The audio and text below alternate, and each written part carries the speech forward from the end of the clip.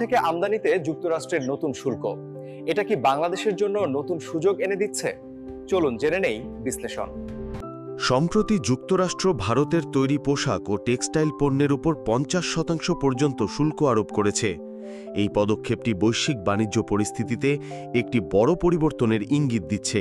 বিশেষজ্ঞদের মতে এটি শুধু ভারতীয় রপ্তানিকারকদের জন্য চাপ নয়, বরং বাংলাদেশের জন্য একটি বিরল ও সময়োপযোগী সুযোগ। দীর্ঘদিন ধরে যুক্তরাষ্ট্রের তৈরি পোশাক আমদানির একটি বিশাল অংশ যোগান দিচ্ছে ভারত, কিন্তু হঠাৎ এই উচ্চ হারে শুল্ক আরোপ করায় মার্কিন ক্রেতারা এখন নতুন উৎসের খোঁজ করছে। এখানেই বাংলাদেশের সম্ভাবনা জেগে উঠেছে। বাংলাদেশ বর্তমানে বিশ্বের দ্বিতীয় বৃহত্তম পোশাক রপ্তানিকারক দেশ।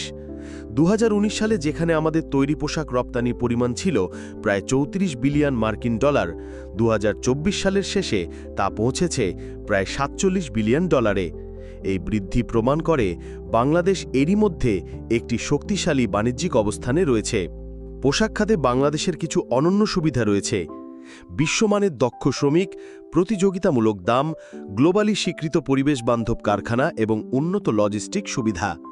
বর্তমানে বাংলাদেশের 200টিরও বেশি গ্রিন গার্মেন্টস ফ্যাক্টরি রয়েছে, যা পরিবেশ ও শ্রম নিরাপত্তার দিক থেকে বিশ্বে নেতৃত্ব দিচ্ছে। যুক্তরাষ্ট্রের মতো বাজারে প্রবেশের ক্ষেত্রে ট্রাস্ট খুব গুরুত্বপূর্ণ। মার্কিন ব্র্যান্ডগুলো চাই এমন দেশ যাদের সাপ্লাই চেইন স্থিতিশীল, উৎপাদন মান নিয়ন্ত্রণে থাকে এবং সময় মতো ডেলিভারি দেয়। বাংলাদেশ এই জায়গাগুলোতে উন্নতি করেছে। বিজিএমইএ ইতিমধ্যে মার্কিন ব্র্যান্ড ও আমদানিকারকদের সঙ্গে জরুরি বৈঠক শুরু করেছে।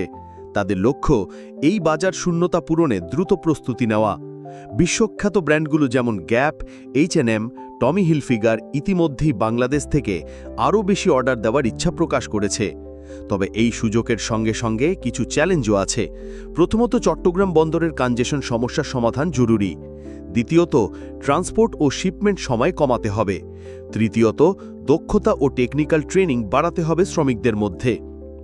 এই সুযোগে যদি সরকার স্বল্পমেয়াদী ও দীর্ঘমেয়াদী পরিকল্পনা নেয়, যেমন রপ্তানি প্রণোদনা, কর ছাড়, ট্যাক্স হলিডে, প্রযুক্তি সহায়তা ও মার্কেট এক্সপ্যানশন ফান্ড, তাহলে এটি শুধু গার্মেন্টস নয়, বরং প্লাস্টিক, চামড়া, সিরামিক ও হালকা ইঞ্জিনিয়ারিং শিল্পের ক্ষেত্রেও সুফল বয়ে আনবে।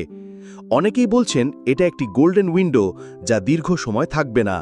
যেহেতু ভারতও খুব দ্রুত এই সমস্যার কূটনৈতিক সমাধানে এগিয়ে আসবে, তাই এখনই দ্রুত পদক্ষেপ নেওয়া প্রয়োজন।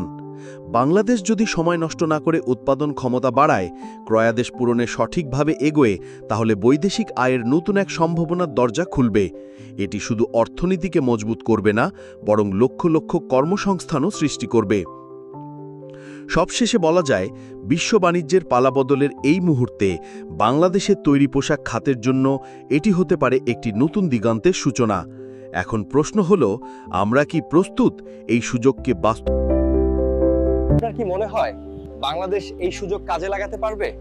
মতামত দিন কমেন্টে, আর ভিডিওটা শেয়ার করুন আপনার বন্ধুদের সাথে